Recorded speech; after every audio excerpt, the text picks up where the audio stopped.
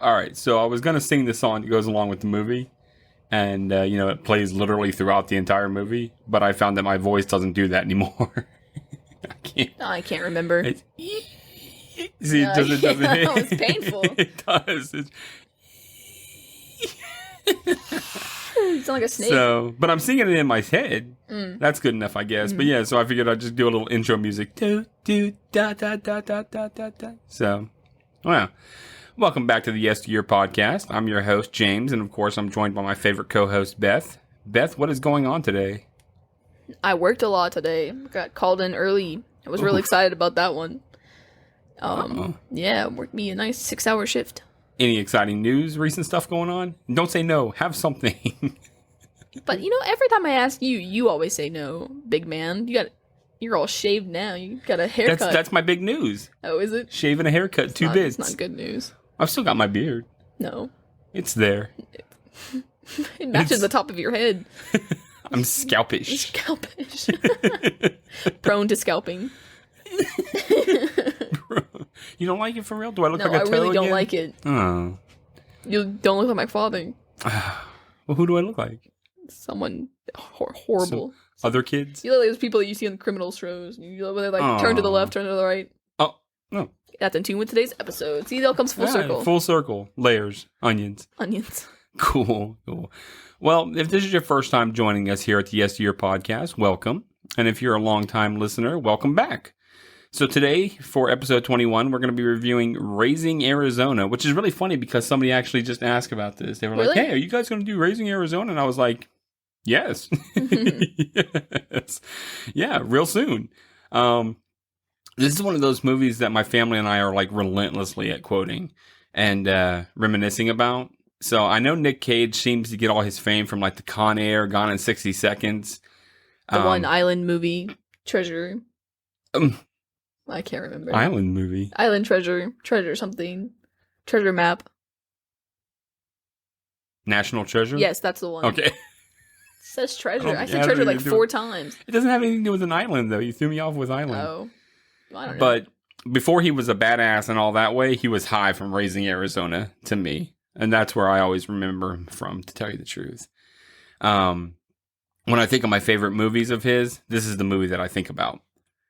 We used to rent this movie at least once a month after it came out when I was growing up. My parents never actually purchased videotapes, but they would allow us to rent the heck out of them. Yeah. So, I mean, I'm pretty sure that we killed several VCRs in a short amount of time, and Raising Arizona definitely added to that situation. So, you don't really know much about VCRs or VHS. I know enough. I know how that works. We still, that was still like semi-popular when I was like 4. 5. So because we have the one of the SpongeBob movies on VHS. Did we? Yeah, because it was like in a yellow box. It was yellow, and you had to peel it open. It was thick, and we pulled it out and we popped it in. It was that one movie. Yeah, but I mean, I think the VHS tape itself was also yellow. I can't remember that much. But yeah, because we had that, and then afterwards they started doing DVDs. We had more DVDs. Yeah, but I think doesn't cable console things like that still come with the VHS option to put it in? Some of them. I don't think that really it's such a dead media now. I don't think that they do anymore. We have one still. Yeah. We have a DVD VHS player and it still works. And we have a whole bunch of VHS, but I don't know. Yeah. I've always wanted to do one of those things where you have to take the pencil and like whirl it back to fix it. Yeah. You ever had to do that? Yes. Yeah. Yeah. And I'm telling you, some of the VHS movies were so wound and dead that they'd be playing in the movie, Yeah, that happened too. We've had that noise, yeah. It scared us. We were like, oh gosh. We just injected it and then it made it worse. It was all in the place. Spits. Yeah. Yeah, so, that was true fear. Let's just go just put it in the trash before they come home. Hey, what happened to that movie? We don't know. Must have just lost it. We lost it. The VCR ate it and it never came back. So what was your initial impression of what this movie was going to be like with the preview and the artwork? So I had a pretty good first impression because you hyped this up a lot. Though I have to be wary on that because you've had things up before and they turned out terrible. Yeah. Ooh, big that. news! I watched the trailer.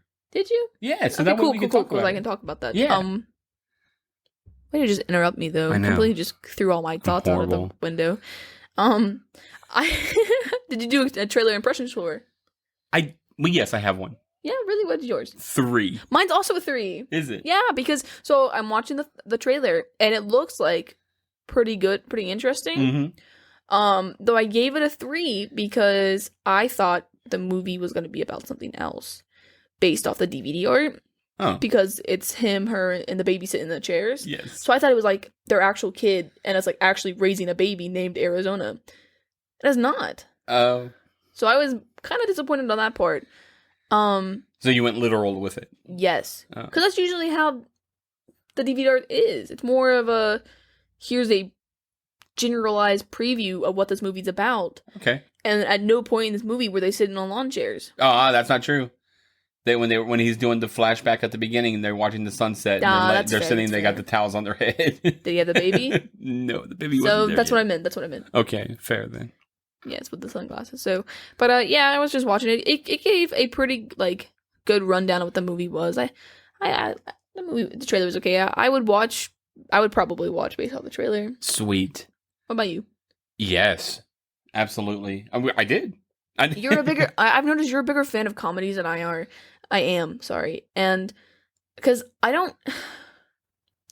It's really hard for me to get into movies in the first place. So when they're just humor related, it's harder then because the plot for like because they're gonna advertise it as more of a humor based movie. So like this did. So for me, it's harder to like sit down and want to get into it because a lot of it is the same storyline with comedies. Whereas if you have horror, you don't really know what's going to happen. So it's more about like, okay, I'll go watch this because I don't know what's going to happen. But a lot of the time with comedies or, family feeling good movies and the trailers and everything, it pretty much tells you how it's going to end or what's going to happen like step for step. And I'm not really about that. So that's why I love me a good romantic comedy. Because then those people die sometimes. That's really sad. Shoot. Surprises. Romantic comedy dead. Oh. They hurt. I like to feel pain when watching movies, apparently. I like to hurt myself, get attached to characters too fast. Got 9 Inch Nails playing in the background. Oh my gosh. That one Linkin Park song comes on. Oh no, not Linkin Park. Rip. Yeah, but yeah, usually because I don't get as excited for the comedy movies that we do than I do the other ones, but... Oh, that's... Well, I know that's what, yeah. You look over, and that's what most of these are. Oh, we've done a lot. So that's why I rate these so harshly. So when we actually go through and we actually get a nice comedy movie, I'm pretty excited. By the end of it, I'm like, okay, good. I'm excited to talk about this one because it's a little bit interesting. All right. Well, Raising Arizona was released April 17th, 1987, and is rated PG-13. It was written and directed by the Coen brothers, Joel and Ethan, and is billed as a comedy, but it's also billed as a crime movie. Which is the first time I've ever seen that, and I didn't know that. I thought that was kind of weird. Is that a genre? That's what I'm saying. I guess so. I guess it's a crime movie. Are you familiar with the Coen brothers movies at all? Maybe. I don't know. I told you. I don't really look at... Fargo, Oh Brother, Where Art Thou, Bad Santa. I've seen Bad Santa. And, of course, Big Lebowski. You familiar with that one? Sorry. No, I've seen Bad Santa because I watched all 3 of those because I really liked the first one. There's only 2 that I know of. No, there's a third one. There's 3 Bad Santas? I'm pretty sure. No. Yeah, go ahead and look that up real fast. Yeah, see? No. Just 2. Are you serious? What did I watch the third one on then? I swear I watched the third one. What the heck third movie did I watch? No, I didn't like the second one then. Yeah. But I liked the first one a lot. First one's hilarious. I never watched the second one, to tell you the truth. I gotta be honest. Second one's not that great. The story revolves around a couple that is unable to have children, so they decide to kidnap a baby from another couple that had quintuplets. This, of course, leads to unexpected results and hilarious hijinks. Ba-dum-boom. The movie stars Nicolas Cage and Holly Hunter as the main couple, but also features actors such as John Goodman, Trey Wilson, William Forsythe, Sam McMurray, Francis McDermott, and Randall Tex Cobb. Do you know any of those people? No. By anything? No. Okay, that's fine. That's fair.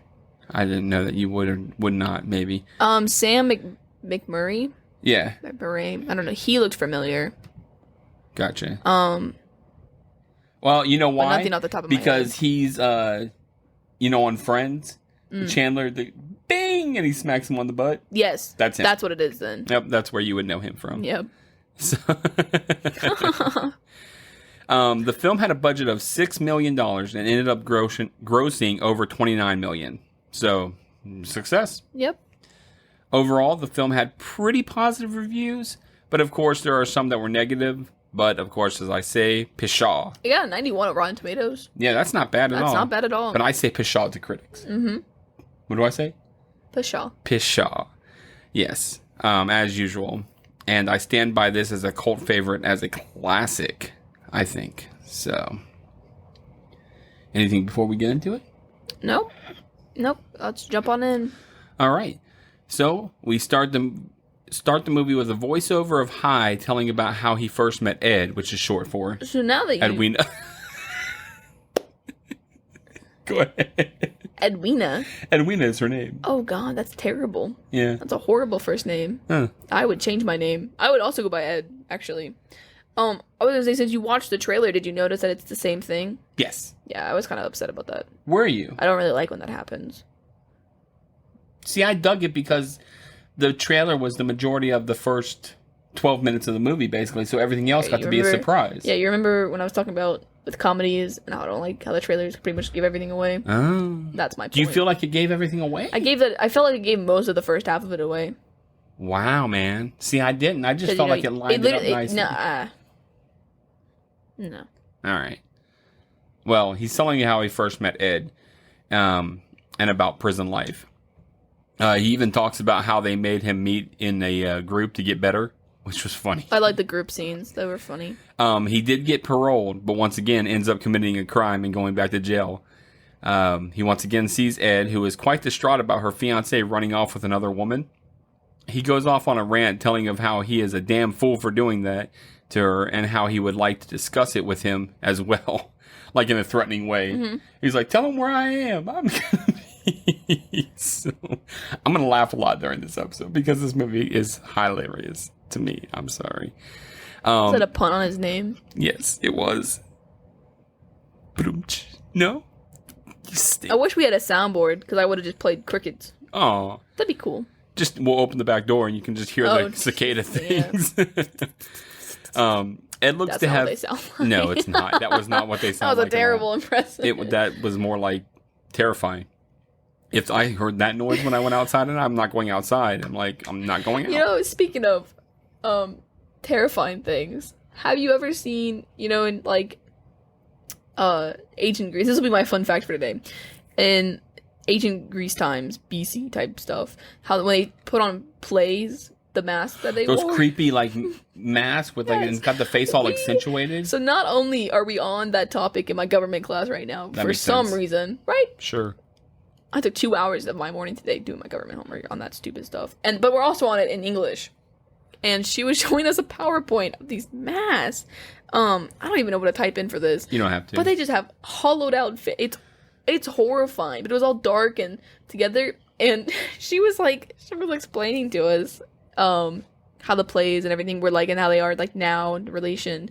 And she was like, how clowns have the faces, everything was kind of like that. Yeah. So I said, well, if you're going to compare these two, I'm less traumatized by this clown. But if you're going to put me in front of this as a 5-year-old and I'm seeing these people with the hollowed out faces, I'm not living anymore. I'm going to evaporate. It was genuinely scary. Yeah. I kept looking over at my friend and laughing because it was spooky. They had us make those out of paper mache one year. And everybody's faces, and then they sat there in the back of the class, and I'm taking a test, and I look back, and I could hear music, and I'd see these faces just sitting there, jarring me. Do you remember this episode? Absolutely. You said paper mache, and it made me think of this.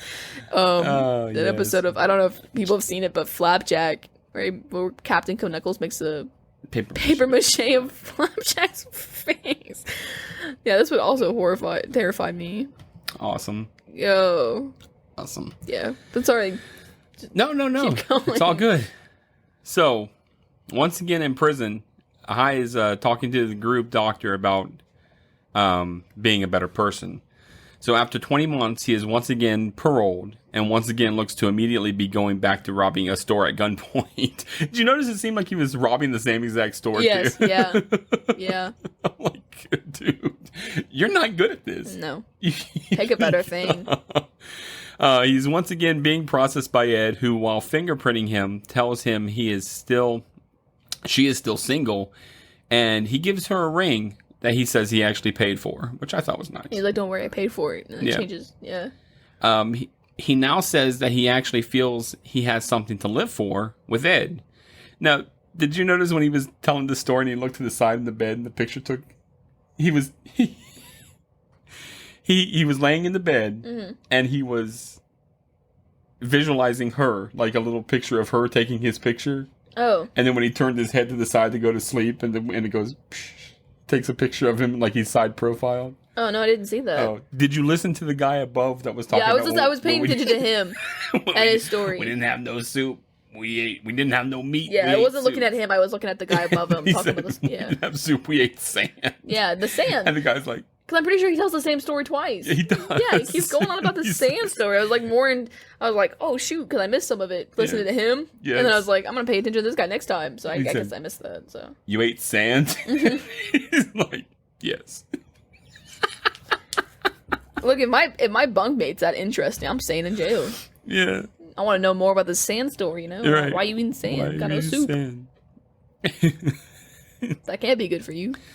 So he now says that he actually feels he has something to live for, as I said, for Ed. So he once again does his time and is at his parole board, who gives him a bit of heck for being there again. He's like, are you gonna get any better? And he's like, no, I am this time. So they parole him. He then goes in as a free man and proposes to Ed, and they get married. Did you also notice in that, like, he knew the guy that was getting his picture taken? He was like, hey, Mark, or something like that. The guy's like, hi. I like that. So Ed's dad hooks him up with a small home, and Hi gets a job working as a drill press. He describes the job was a lot like prison, except that now Ed and a paycheck were waiting for him at the end of the week, which was nice. Yeah, I didn't like So I liked the intro to this movie because it gives a lot of personality to Hi. Yeah. Before the movie even's beginning, because it's got so much of his narration, so much of his thoughts and everything going in it. So I really liked that. But I hated the drill press scene because the guy chewing the gum was so annoying. Yeah. I was like, please just shut up. Right? Could you imagine sitting there trying to work now? He's like, John? No, not John Smith. John so and so, and he's just telling this big chaw mouth with his gum.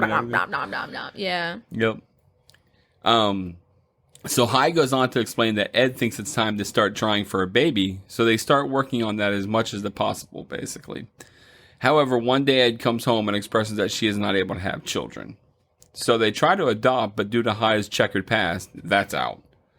Did you see when he was like folding it out of the folder and he's like all his bookings and everything like that? Like he was looking at all of his paroled.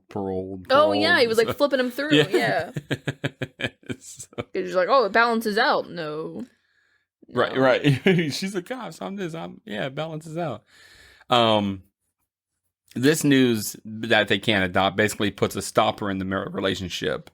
Ed has no more lust for life or for being a cop, so she quits, and Hi finds himself looking at potential stores to rob that aren't even on the way home. I'm like, that's so funny to me that he's just driving by the same dumb store. I'm like, what is this poor store is like? He's got to be banned from it, you know? Right. There's a picture of him if you see this guy. Then one day, huge news hits the state that Arizona Quints were born to Florence and Nathan, Arizona. Nathan, Arizona is the owner of the largest unpainted furniture store chain. Unpainted in Arizona. Yo, what's unpainted furniture? It means it's not painted yet. Right, but when do you ever get painted furniture? Well, like you can go and buy painted furniture. Like it's already painted. Right, look, give me an example of that. I don't know. We don't own any painted furniture. Everything's just wood. The desk. That's wood. They don't paint that. It's wooden color. I don't have a good answer. Yeah, that's what I'm saying. Why would I want to go? Why would I want to go pay? But that's such a stupid name for a store. Well, I mean, I guess that's like selling fridges and being like white fridges. I don't know. They're all white for the most part. Yeah. Got some gray ones. All right. I like me a nice gray fridge. Because you just know they got the ice dispensers. I did used to like, I wanted to have like all of my furniture. Like, you know, when you play The Sims and you have to have all your furniture look all the same matching. Yeah, it's like so lame. That's how I did it. I want all red stuff. I like that. I like it when it's all matching. Yeah. So Ed devises a plan that will be the solution to their problems and salvation to their relationship. So now we see Nathan dealing with business issues over the phone, sitting with his wife. And I'm like... So I wasn't paying attention to the bottom text. Yeah. But was multiple days going by? Or was it all just the same time? Because I just saw like it was like May something, and then it was like 8 p.m. Oh. I wasn't sure if after the May something it had like gone where it was like multiple days and he was still talking on the phone. I do not believe that they really even brought up the date or the time again after that one point in time. I just know it because he's on the phone. He's like, it is now May 17th at 8:30 in the p.m.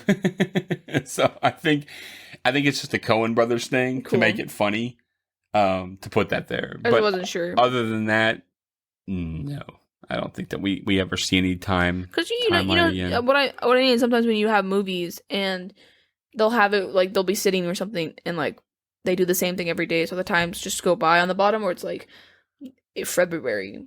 Yeah, March, April type stuff. So that's why I was wondering if that had happened, but I wasn't. Doesn't that happen in Twilight New Moon? When she's all depressed. Yeah. And it's going around in the room and it's like October. Yeah, I can hear the music playing. Na, na, na, na, na, na. Why do I know that? Your mother watches these things in the background too much and I know these things. Man, I told you I pay attention to the music in movies. I do that too with with things being on in the background and suddenly just knowing things. Because I was on a call with someone and they said the name of the guy who killed JFK. And I was just like, isn't that the guy who killed JFK? Like, I wasn't even paying attention and I just said that. I can't even remember what his name was. But I was like, isn't that the guy who did this? And he was like, yeah. And I was like, no way. No way. And it was. It was very weird. Gosh. Lee Harvey Oswald. Oh my gosh. Yeah. And who killed Lee Harvey Oswald? Jack Ruby. Obama. No, I don't know. No, not Obama. Jeez. No. Oh my gosh. So they're sitting down while he's talking on the phone and the wife's chilling. And I was like, this lady's just like, why do they look like they're 60? But whatever. People be having babies at 60. Yeah. Look, don't. Right. It doesn't work out in your favor. No. We find that Hi is actually up in the playroom with the babies trying to calm them. And they are just like working him over. This is a pretty cute scene of him dealing with the babies. I liked when he was dealing with the babies. Jumping and crawling all over them. I like that they had little names and everything. Underneath like, where they and it was all the same kind of variation, like Barry, Mary, Carrie, Dairy, type stuff like that. Nathan Jr. Yeah. It's always like that. Yeah. That's how they did like Nemo. You know, when going in on the Nemo. Yeah. And they're all like Marvin Jr., Marvin Jr., Marvin Jr., Nemo. Yeah. So it's a complete madhouse of babies. Clearly Ed's plan is to take one of these babies, but it must have sounded easier than it actually was going to be. The whole time it's going on, the parents are just listening to them up there. And finally, Nathan Sr. tells Florence to go up and check on them because they sound restless.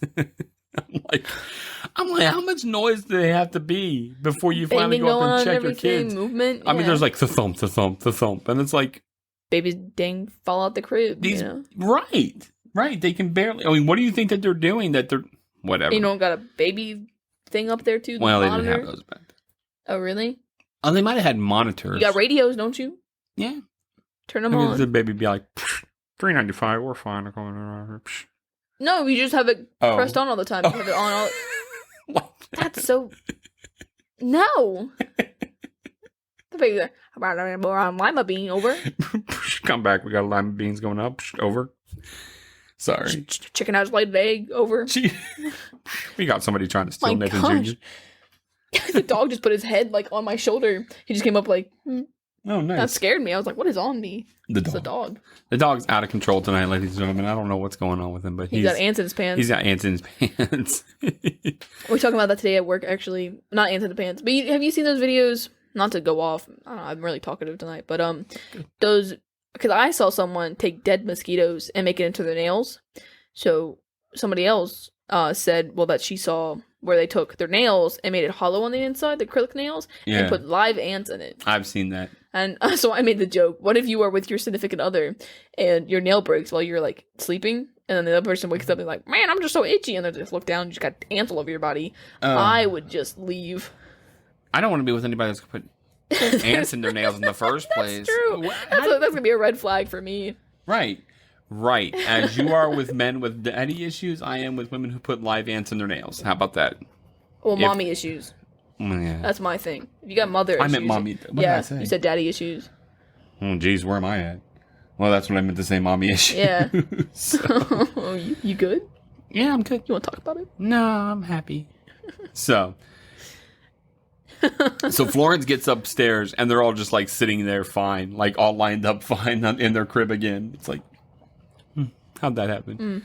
Hi returns to the car where Ed is sitting, waiting for him. So, I had a problem with this, actually. So, I understand that she was sad about not being able to have the kids. But as a former police officer, you would think that you would not be okay with stealing. And also, as a woman, stealing somebody else's baby. She's desperate. And she goes into that later in the end of the episode. I mean, the movie. I know, but I don't know. I didn't like that part of it. I got you. Like, I liked that she was a cop and that he was a criminal, and that's that dynamic. But I didn't like the fact that she was so willing to be like, get back in that house and go steal me a baby. I want a baby. Right. I just think as, like, I don't know, morally, that's just not okay to me. Morally, she was in a bad spot. Yeah, clearly. And she had figured out that her thoughts they had more than they could handle. She'd still have her 4 other babies. What would she miss one baby? But at least go steal from, like, an orphanage, you know? Not, if these babies are on the news, you know, I'm not going to go steal from the babies on the news. I'm going to go steal from the babies in the orphanage that don't have any parents that want them. That makes sense. Get your morals together. If you're going to steal a baby, steal it from a good place. Right. Who needs a home anyway? Right. Right. Gotcha. If you are going to steal the baby, email us at yesteryear.podcast. I'll fill you in on some tips, some tricks. I swear to God, if people start sending babies here, don't send us babies. Don't send us babies. We received another baby in the mail, and we've got to really stop this. That's not okay. It's not okay. Oh, I'm calling the authorities on that one. If I get a baby in the mail, no return address. You stink. I can't imagine the people. We would have like cops at the door because the mail person's gonna be like, "Why are you getting babies mailed to you?" You know? Right. You're continuously receiving babies in the mail. Not continuously. The first time, if I'm a mail person and I'm delivering someone a box and inside of it goes "wah," or it smells like dead carcass, I'm gonna call the cops. Right.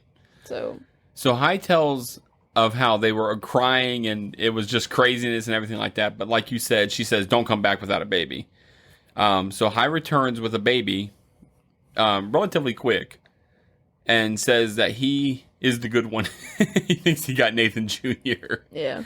They discuss about how the mama is going to be upset, but that she will get over it as she has 4 other babies almost as good as this one.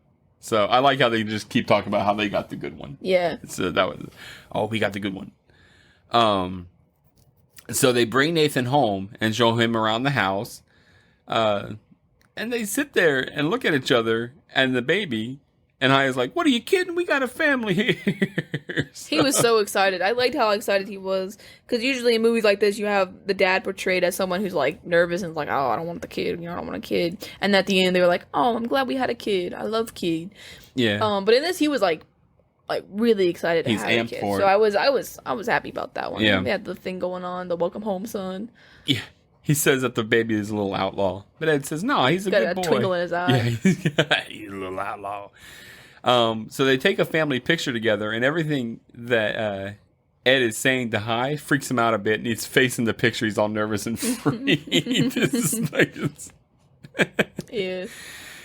So then we see a man coming up, and out of the mud in a rainstorm, like straight out of the mud, which it was gross. Was really and weird. He's just yelling.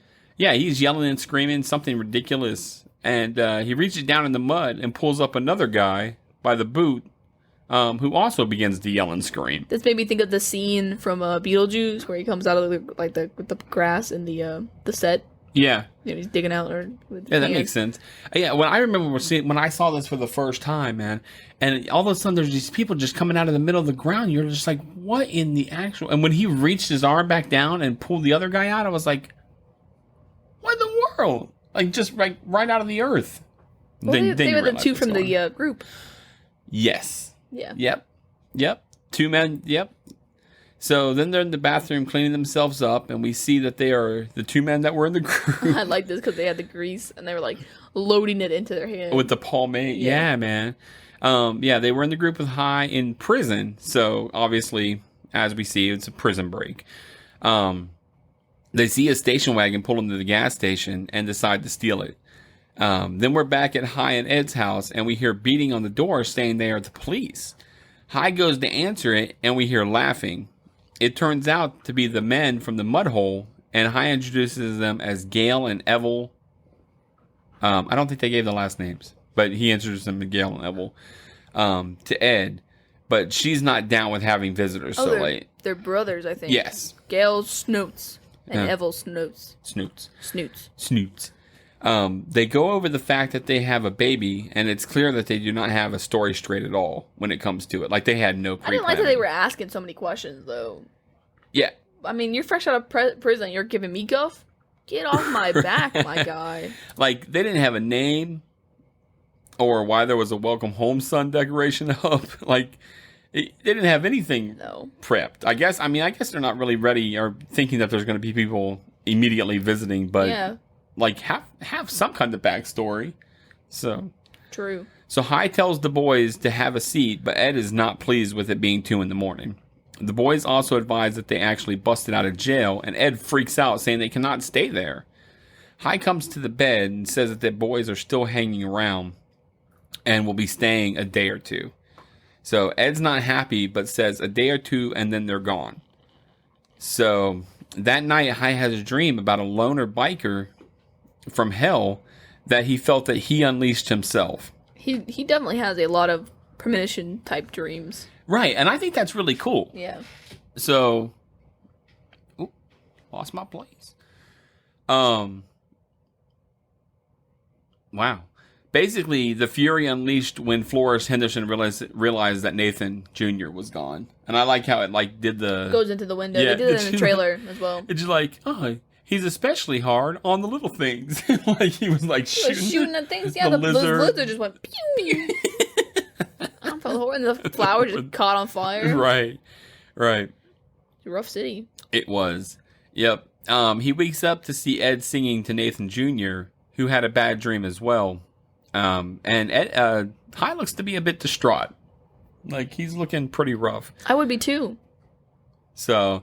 We then see that Nathan Sr. is telling the press about what happened and telling them not to print anything about alien abduction, which I thought was funny. Yeah. He's like, do you think there's any... Oh, that'll just kill his mother. Don't print that, son. So it's really the little dialogue things in this movie that really make it for me. So the police continue to take the fingerprints while everyone asks Nathan Sr. all kinds of questions, leading him to flip out on them about the fact that they are in the one place that he knows the baby is not. He tells them something leads to the baby out there, and they need to find those leads and find the baby. So, meanwhile, we see the hole in the ground that the brothers climbed out of the night before. The cops are investigating it when the lone biker guy shows up. And I got a funny story about that when we do trivia stuff. Just in case. I won't remember. I won't either. So he then tracks them to the bathroom that the boys went into to clean up and put all the pomade in their hair. So clearly he's now involved. So yeah, like you were saying, I think it's pretty interesting that that Hi had those kind of dreams like that are like premonitions. Premonition, yeah. Yeah, I think that's pretty cool. We find that the boys are still at Hi's and Ed's house eating breakfast, watching Ed feed the baby with a bottle. Ed motions to Hi to tell the boys they need to be gone in the afternoon, as they will be having decent folks over for company. Hi suggests going along with them and skipping the company as well, but Ed clearly does not like that thought of Hi. He's like, no, Hi's got to stay. So maybe, he's like, maybe that's not such a good idea either. Yeah. So Glenn and his wife and their ridiculous children show up and are just horrible children. Horrible. I mean, you got the kids tearing up the place while Glenn tells inappropriate jokes to Hi, like the worst jokes. But these kids are like writing on the walls, smashing stuff. I mean, spraying water. Yeah, horrible kids. And the wife was annoying. Yes, she was. Yep. Glenn keeps grilling Hi on how they got the kids so fast, and while Dottie goes on everything that needs to be, such as getting pediatrician, starting a bank account for the baby. Right. I was like, did you get the dip, Ted? You got to get the dip. Did you have to do that? We got to do that, Hi. We got to do that, honey. It's just like, she's all smacking it. Hi, you got to do this. It's like, oh my gosh, you are the worst. Yep. Hush. So Hi is just hating the whole situation and starting to crack under the pressure. He talks to Glenn about it, and Glenn says he has the answer, which happens to be swinging. I was like, oh, okay. That's a weird way for you to go with it. I was really confused by that. So at this point, Hi goes crazy and just knocks the hell out of Glenn, telling him to keep his hands off his wife. He's crazy. You keep your hands off my wife. Yeah. So Ed is not happy with Hi, and they're reviewing what the fallout from breaking his foreman nose is going to be. Hi says Nathan needs some Huggies. So he goes into the same store that he tried to rob before and puts a stocking on his head and tells the cashier he will be taking some Huggies and whatever cash he has in the register. Which I'm like, man, you can't even have the dang panty ready. You have to go in there and steal it to get it on your head. So yeah, I thought that's crap. Mm-hmm. So while loading money into a bag, the cashier presses the panic button, alerting the cops. Ed hears the police sirens and starts to look around when she sees what Hi is doing, and she flips out and takes the car, leaving him stranded. And she's like, "You son of a bitch." Mm-hmm. I was like, "Yes." So I'd be mad too. He's like, "Hurry up! I'm in Dutch with the wife." So, as he comes out, the cashier takes a shot at him, as do the cops that just arrived. And I'm like, hold up a second. We don't just start shooting. I mean, the guy's shooting at him. Right, if you roll up, though, and you hear gunfire. I guess, but I mean, he's just robbing the place. It's not. But still, if you're going to hear gunfire, you're going to think that he has a live gun. I'd shoot. All right. Well, he runs down the street with the Huggies, which he drops them. So he takes off running through a neighborhood, almost being bitten by a dog. Ed hears the gunshots and says, "That's some bitch." And I spelled it like that too. Some bitch. And tells Nathan they are going to go pick up Daddy. And I like that he would hide his face. And he's like, oh no. Meanwhile, Hi stops a truck, has the man drive him, and he's like, "Son, you have a panty on your head." And I think that was in the preview too. Yeah. But he's just drive. He sees Ed as they're driving and yells at her, so she flips around to follow them. Meanwhile, the cashier from the store is still taking shots at him in the truck. But the dogs that were from the backyard attacked the cashier. Yeah, I was like, this is madness going on. The cops are also still on their tail, but they avoid hitting that car, as well as they drive away from the cops, and Hi flies out the shattered front window onto the lawn. And you see, thanks. Yeah, and he starts running through the house. So, yep. He runs throughout someone else's house, still pursued by the cops and the dogs. Yeah, how do you have your door unlocked, Right? Why is your front door just unlocked? It's the 80s. We didn't have locks on the doors back Apparently then. not. So, he finds some Huggies and runs to avoid everyone shooting them. including the store manager, because now he's gone into another store. Now, interesting enough, did you hear that the music on the store was the music that was playing? I really wasn't paying attention that hard. Oh, yeah, that's too bad. Because, yeah, the music that's playing, like the overhead music, is the song that's also playing throughout him being chased and everything like that. And I was like, that's a good touch. I like when they do that. Yeah. When you enter, like there's, or like when in movies, I know you've never seen it, but like The Baby Driver. Yeah. They have a fun fact where if you watch that movie and you have where you're listening to it in like earbuds, you can like every time he takes one out, the music still plays in one of them and not in the other. Like how he had it. Oh. It's just such a cool thing. I've always meant I want to do that, but I keep forgetting to do it. I love that movie. Do you? Yeah, but I like when they do musical effects like that. I think that's really cool. That one's kind of a comedy movie. You might like that. Baby Driver? The Baby Driver, yeah. It's got sorry, I can't ever remember his name, but it's really interesting. Yeah, this guy. Yeah, I don't know who that is. Jamie Foxx. I know who that is. Kevin Spacey. I know who that is. C.J. Jones. I'll have to take a look. Yeah, it's a good movie. I like this movie a lot. Nice. So yeah, so Hi is running through the store, trying to get away from the cops, trying to get away from the manager that's shooting at him, trying to get away from the dogs. He has the Huggies in his hand, but the cop's like right in front of him, so he tosses the Huggies at the cop that's about to shoot him, and the cop then gets run into by a screaming lady with a car. She's just running through the store screaming. Hi escapes out the back door where Ed is waiting for him. He jumps in and thanks her for picking him up, and she punches him like dead in the jaw and gives him a lecture about how if they had got picked up, the baby would be an accessory. Yeah. But nobody's accessorying the baby. No, and I like that he was also giving her directions. Right. On where to turn to get the whole time. Yeah. She's like, oh, turn left up here. Oh, right. So she goes on and does her whole thing, telling her, telling him everything's changed, everything like that, while he's giving the instructions on where to go back to pick up the original Huggies that he stole. And I'm like, we really still have to go back and get those Huggies, but okay. They really needed it. And you know what? I'm not going home empty-handed after all that. Right. I want the Huggies. I want the Huggies. They return home and find that the boys are still there and have wrecked out the place. Did you notice how, they was just gross. trashed their house, which is already bad enough from the stinking kids that were there. Right. Now you have beer cans and food. Food and popcorn. I don't know. All kinds of mess. Jiffy Pop. Jiffy Pop popcorn. Gonna get some popcorn. Jiffy Pop. I don't like when you do that with your voice. It scares me. Popcorn. And now, especially with my hair shit.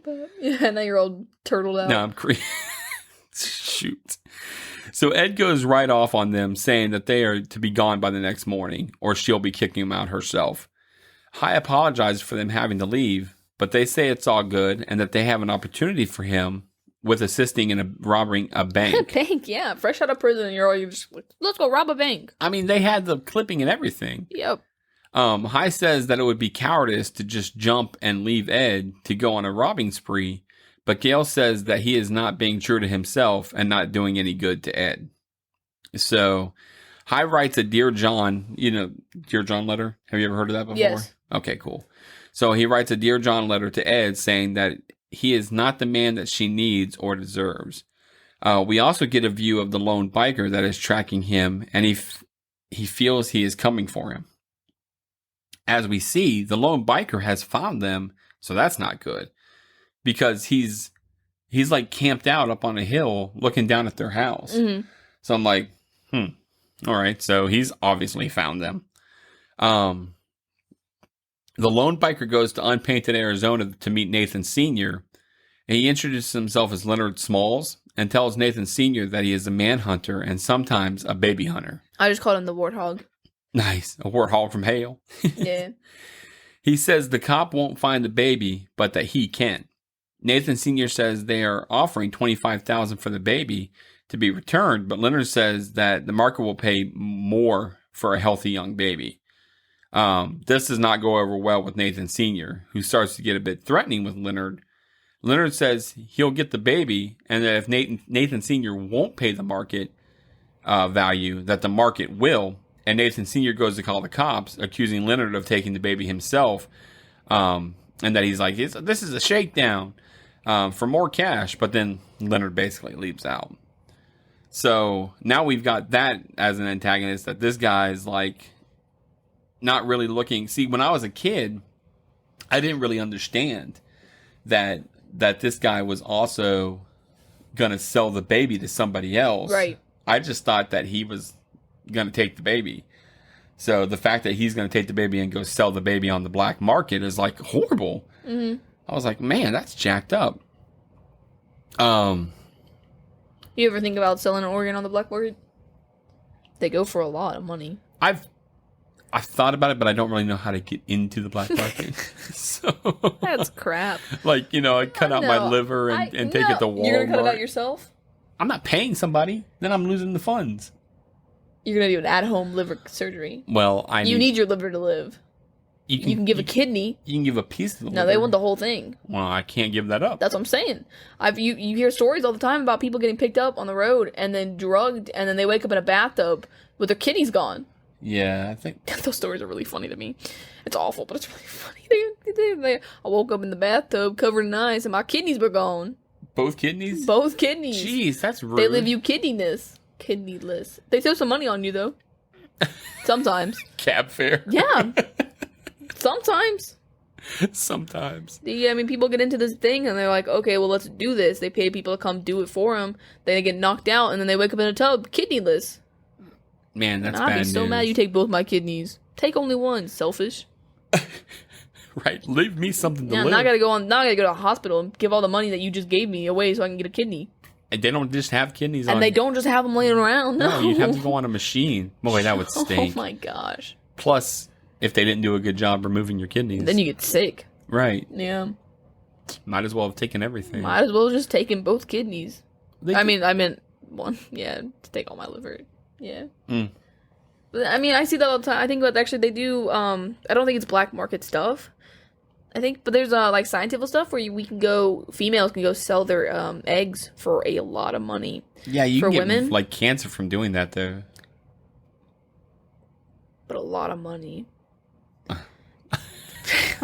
Okay. I mean, just sometimes you get desperate. Think about it. It's like so dark. Hundreds of thousands of dollars for just. I mean, how many? I mean, just take one and give me $100,000. But what if they take the good one? Yeah. Well, what if you've already had your kids? So you're like, I'm done. I don't know. I've always thought about that. You really? Supposedly... You and your eggs? Yes. I always think, are the eggs just sitting in there like the Finding Nemo eggs? I always thought they just, like, spawned in. Oh. Like, they just grow like next player? every month. Yeah. Oh, no. You're born with a certain amount of eggs. That's all you get. I learned that from friends. Me too. Yeah. Thank you, TV. Thank you. Yeah, thanks, Monica. See there? Huh. It's like, it's good for us. So, Hi gets woken up by the boys. What? Go ahead. Go back to Nemo reference. Do they just sit in there like the Nemos did? All his siblings are in the cave. Do they just sit there all small, and then a fish comes along and eats them? Ooh, what if... Leaves one? You got ovary fish. You can't have kids. What's that one fish that you can get from if you pee in that one lake in like that one jungle? You get I just call them the pea fish. Yeah, it comes in. Maybe that's what it is. Comes in and eats all your eggs. Well, you know what? That's what you get. Damn thing's eating all my money makers. I could have sold these fish. I could have sold these. I would be so mad. So, Hi gets woken up by the boys saying it's time to go rob the bank. And then there's a knock at the door, and it's Glenn, who stopped by to tell Hi that he is fired and that Hi is in a bunch of trouble. I like that. First off, you're fired. He's like, I kind of guessed that, Glenn. He's all just depressed face at him. And he was like, keep your voice down. Right. Glenn is basically screaming at the top of his voice that he knows that the baby is Nathan Jr. He says that instead of turning them in for the reward money, that they want the baby for themselves. So Glenn says that Hi has until tomorrow to break the news to Ed and have the baby ready for Dot to come by and pick up in the morning. So I'm like, here's some more morally bankrupt people that have absolutely no problem with the fact that this baby is kidnapped. Also, they have like 7 kids already. Why do they want another one? She does not need any more children. No. At all. So Hi realizes that the boys overheard the whole situation and are going to take the baby. Hi gets into a fight with Gail, basically destroying the house. They tie Hi up and take off with Nathan Jr. And it's funny because one of them come back to pick up the Dr. Spock book, which they took the baby book. Everybody keeps stealing the Dr. Spock book. Yeah. So Ed sees them leaving on the highway, and she's all good, but then realizes that they took Nathan Jr. With them when she gets back to the house. So Hi is going on and on about going and getting Nathan Jr. back, gathering all these guns and ammos, while talking about being a better man. And I was just like, this is so backwards. I'm going to be better. I promise I'm going to do. And the whole time he's just sitting there like loading up guns. And doing... he's like 2 guns. Yeah. And then she was just sitting there like zoned out like, oh, my baby's gone. Yeah. Yep. Now you know what it feels like. Right. Thank you. So, meanwhile, the boys are having bonding moments with the baby, discussing still robbing the bank, and then collecting the reward money for Nathan Jr. So at this point in time, they're thinking about giving the baby back and getting the money.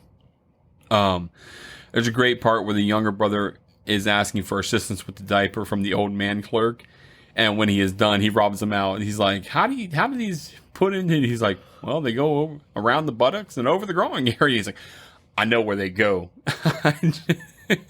He's like, "How do you put them on?" I like the part with the balloons where he's like, "What shape?" These goes into funny shapes, and he's like, "Yeah, round." Not unless round is funny, right? And then he's all right, and then he robs. Yeah, he's like, "Now give me all the money in the yeah." He's like, "Now count them 180 or something like that." He tells him to get down on the floor and count to 825, and then back down. He's like, I'm gonna come back and check. Yep, he said, "I'm gonna come back and make sure you're doing it." So they're driving down the road, talking to each other, and they realize they left the baby behind on the roof of the car initially. Yeah. So I'm confused about because then the baby's just on the road. He slid off the top. Yeah, it must have just slid off perfectly fine. Well, let's. I would have been all janked up. You were. You've kept falling out of cars. That does not reflect well on you. No, it doesn't. But you were top heavy with the head. I was top heavy. I was also bottom heavy because I was just a fat kid. I was like 13 waiting for the baby. What is it? Baby fat or whatever. Oh, waiting for that to go away. Still doesn't go. It's not going. I feel like I'm gaining baby weight. Crap. So I came out the womb a 3-year-old. You're not wrong.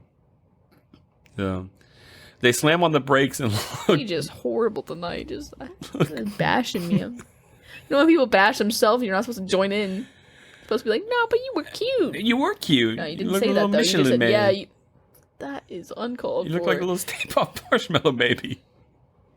You were so cute. The Michelin Man. Yeah. Yeah, little rolls. You look like the Michelin Man. Rude. That's just so hurtful. I mean, in a loving way. Huh. At least call me the Pillsbury Doughboy then. You weren't that small.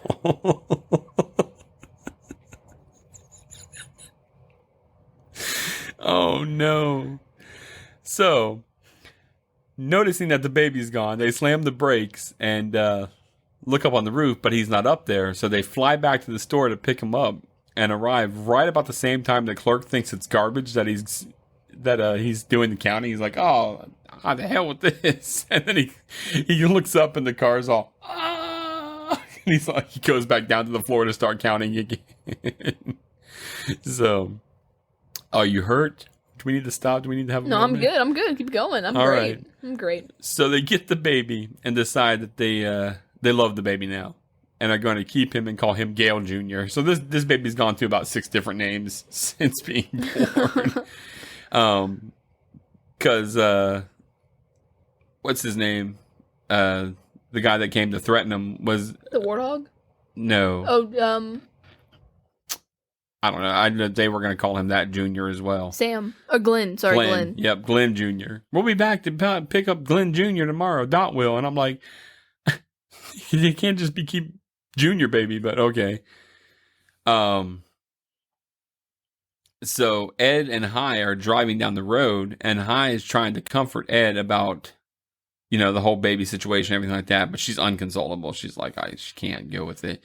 Ed also goes on about how she is not happy with herself and her behavior, and that her and Hi staying together is a fool's paradise. So there you go with her, finally kind of breaking which through I the whole like. I thing. like that. Leonard Smalls searches Hi and Ed's house and finds the article about the bank. So now he knows where everybody is. So everything's kind of coming to a head. Gail and Evel go to rob the bank and take Nathan Jr. in with them. And I thought that was kind of cute. They're sitting there walking around with the guns and they're sitting there holding the kid. Yeah. I'm like, you got the baby in there. So they get the money, but a teller puts a paint bomb in the bag with it. See, I have a little problem with this one because I understand the bank teller doing that, but you would have seen the baby. And my first thought, if these people are robbing me, is like, oh, they stole the baby. Right. So I would have felt really bad about putting the paint in there because that's gotta hurt him. You know, his eyes are gonna be open. You would think so. You know what? I like that. I've never really thought about that part before. That's really good. Good for you. Yeah. Good for you for being a good person. Yeah. So not calling. Go ahead. Fat. Michelin babies.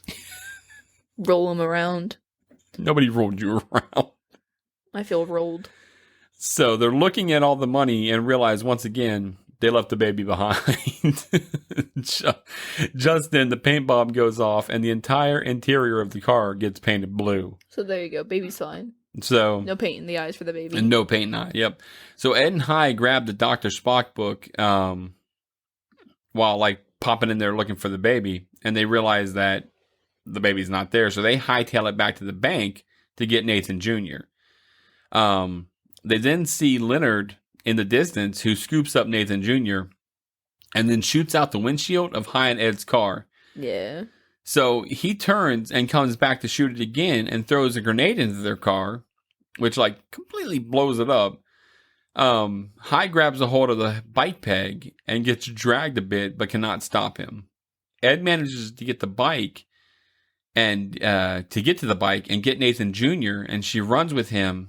And Leonard chases her on the bike, but he gets knocked off with a large piece of wood by Hi. So, lots going on here. Yeah, lots going on. Good teamwork, though. Yeah, good job by them. So, Leonard then beats the bejesus out of Hi, who has no hope against this guy. Yeah, beating him rough. Like, just hardcore. Leonard picks him up and starts to squish him. But while he does, Hi paws at him and manages to pull the pin on one of his grenades. Leonard is about to shoot him when we see it's popped. And he's all, I'm sorry. He fumbles with his guns and everything like that to get it, but then he just has no time and he blows up. So chunks of him. So then, that's fine. So now we've got the baby back. Everything's good. We then see a ladder going back up to the baby's room, and Ed and Hi returning Nathan Jr. to the crib. Nathan Sr. comes in with a gun and tells them to get away from there and sees the baby. He asks if they are in with Leonard Smalls, but they say no. That's who they saved him from. So they discuss the reward and how usually it's a no questions asked situation, but that they're not looking for the money, which I thought was nice. Yeah, but he was also like, just kidding, I don't have 25 grand. Here's some store credit. Yeah, how about I set you up with a nice line of credit at the store? And it's like, line of credit? So I'm going to have to pay that back. Right. Right. I don't want that. No. Then Nathan Sr. figures out that they're the ones that took the baby. He asks why they did it, and they say they can't have one of their own. So he gives them words of wisdom and tells them to keep on trying. Hi says they are probably splitting up due to being bad for each other. However, Nathan Sr. says they have to have good points too since they brought the baby back, which I thought was nice. This guy's not flipping on them. Yeah. He says sleep on it before busting up. And then he's like, yeah, you can see yourself the way out you came in. So, the window. Yeah, so go ahead and climb back down the window. That night, Hi has a dream of the future. He sees Gail and Evel returning to prison the same way they left, back through the hole, which I was like, really? That's okay. Yeah. He sees into the future further, where the Arizona household is having Christmas, and Nathan Jr. receives a gift from an anonymous couple, which was cute. He also saw Glenn telling one too many of his jokes to the wrong person. And I don't know if you got the whole thing, but basically because he makes jokes about Polish people, and the cop was Kowalski. So I was like, well, I gotcha. Right, and it's important to note that the gift was a football. Yeah. Yep, because then he has a dream about Nathan playing football, which I thought was nice. He was all in grown college up. or whatever, and and it's like, okay, so now he sees that. Then his last dream is about an old couple being visited by their kids and their grandkids, and being good people. Yep, which I thought was very cute, very nice. Hit me in the feels. Did he? Yeah. So hopefully they did get their wish of children and being loving. Like stuff like that. And that's kind of how it wraps up. So he kind of wakes back up and he's like, I don't know. It was so far away place. Maybe it was Utah. And then the song starts again and we fade to black. So overall thoughts of the movie? Well, I thought it was a very cute movie and I would watch it again. That's very cool. A friend? Would you recommend to a friend? I would recommend it to a friend. That's awesome. I love that. I love when you like movies. Yeah, I think that's my favorite part now, is because at first, first couple of weeks we were doing this, it was hard to not say anything to you before we recorded on Sundays. But now I get to sit all week and watch you get all antsy-pantsy after I've watched the movie. Yeah. And be like, oh, did you like it? Did you hate it? And I'm all like, oh, no, I don't know. Yeah, I don't ask. Spooky. I don't ask because I want to save it and it'd be fresh. Yeah. I want the fresh flavor for the episode instead of having a whole bunch of conversation about it. Because sometimes sometimes the movies are really good and I'm like, oh, I just want to talk about it, or they're really bad and I'm like, oh, I want to say that it's terrible. So, fair. Yeah. Favorite character? My favorite character is absolutely 100% Hi. Yeah, same. He is hilarious to me. He makes the movie. He had the most screen time as well, so it was hard to like anybody else. And his hair. Yeah. And then the fact that he has a tattoo, and when he's fighting the guy and he pulls his shirt back a little bit and that guy has the same tattoo that the Woody Woodpecker head. Yeah. And he's like, huh? And that's the tattoo that I wanted that's the one that I wanted as a kid. I was like, man, I love that tattoo, but I don't know what it means, and I don't think it's a good idea to get something you don't know what it means. Right. So, yeah. So I didn't. Would you get it now?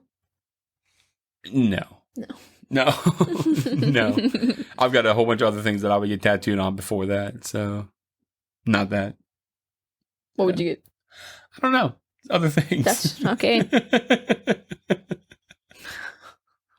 Fair enough. So I'd like to get the puzzle piece that I have on my leg. I'd like to get that finished up into like an autism type deal. That would probably be my next thing that I would do if I did anything. That'd be nice. It's not finished. Well, it's finished, but I would have it. You would add on to it. Yeah, have it transformed into that. That's what I would do. That'd be nice. Yeah. I remember you came home with that, and I was like, I still don't know what it means. That's it's mom and our anniversary date. And I just can't read it. Missing puzzle piece. Yeah, that's one of the things that's a problem with it. When you rush tattoos. Oh. Yeah. You had which rush? I mean, I went in and kind of got it like in a day and everything like that as a surprise for your mom. Oh. And yeah. Plan better. I'm not good at that. It seems like one of those things where people get like their significant other name tattooed on them, and like you've been thinking about them for like 3 weeks, and like, oh, here's a surprise. It's like, that's not a good idea. No. I'll tell you, Rumblefish.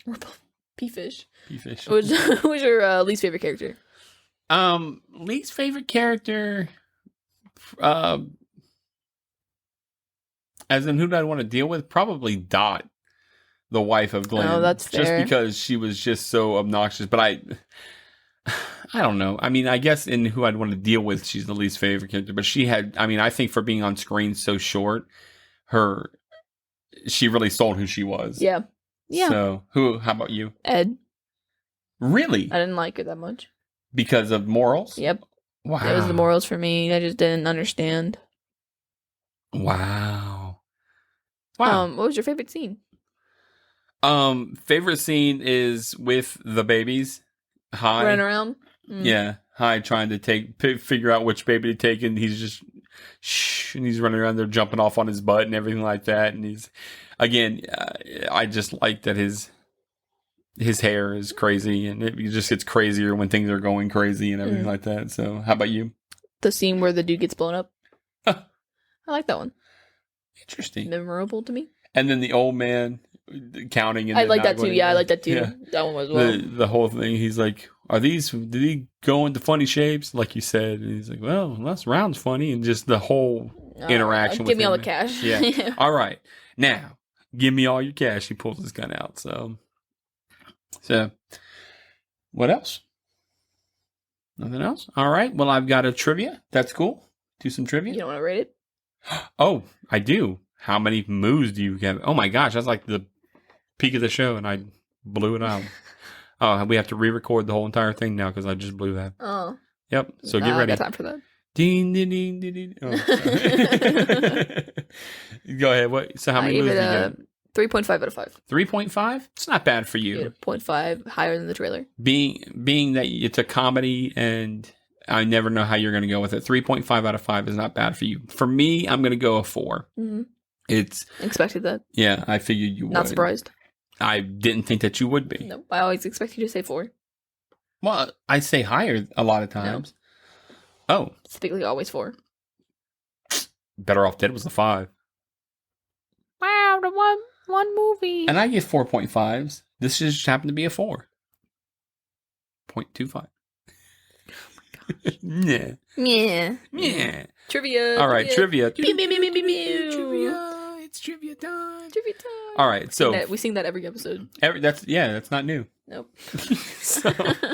So 15 babies played the Arizona quintuplets in the movie. One of the babies was actually fired during production when he learned to walk.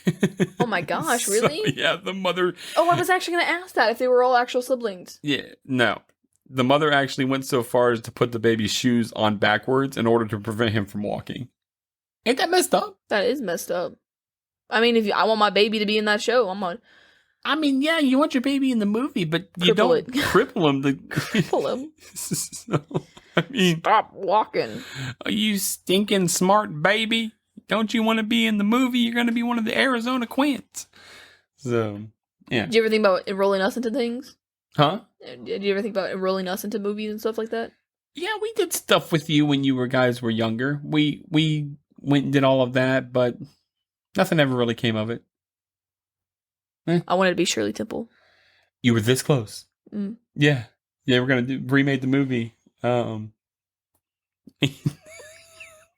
were very close. You didn't even look me in my eye when you said that. You were looking past me, lying right to my face. So you were this close. You're not even putting up any kind of measurement. You just got your hands on your knees. Well, I did this on my knee. Well, I didn't see it. It was on the table. There you go. This close. It was close. It was you. Head. It was you and another child, and they picked the other child. It's because I was fat. So, Randall Tex Cobb, who played Leonard Smalls, 9 Inch Nails starts playing.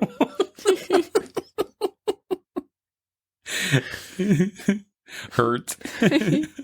Oh, not that one. Yeah, out of all of them, that one. So he was not familiar with riding motorcycles prior to filming. And while shooting the scene where he rides up to inspect the hole where the Evel and Gale came out of, he actually crashed into the hole. Oh, jeez. So he had to take over again. That's the part I forgot that it was actually in my trivia. So yeah, that's what I wanted to tell you about that scene with the hole. Cool. He rode right into it. Frances McDermott and Holly Hunter. So Frances McDermott played Dot, and Holly Hunter, of course, played Ed. They were roommates at the Yale School of Drama in 1982. Oh, cool. Yep. According to Ethan Coen, one of the Coen brothers, Nicolas Cage was crazy about his Woody Woodpecker haircut and that it reacts to high stress level. The bigger the danger he's in, the bigger the wave in his hair got. Did you notice that? Like his hair got like really big. So, and do you know who Kevin Costner is? Maybe. You want to look it up and see if you know who he is real fast? Kevin Costner. Costner. Do you know who that is at all? Did you ever see The Bodyguard with him and Whitney Houston? Mom watches it all the time. If I can get Field of Dreams with the If You Build It, They Will Come. No? He looks familiar. Yeah. Yes. He looks like the guy from that one movie with the girl, the alien. He's blue. She sings and she gets shot. And that's Bruce Willis. Okay, and yeah, that's probably not him. They look similar, do they not? I mean, yeah, they both have haircuts. No, look at that long face and it's all like rectangular. So Kevin Costner auditioned for the role of Hi 3 times. He really wanted to be it, but he did not get it. Let me see this guy young. See what he looks like young.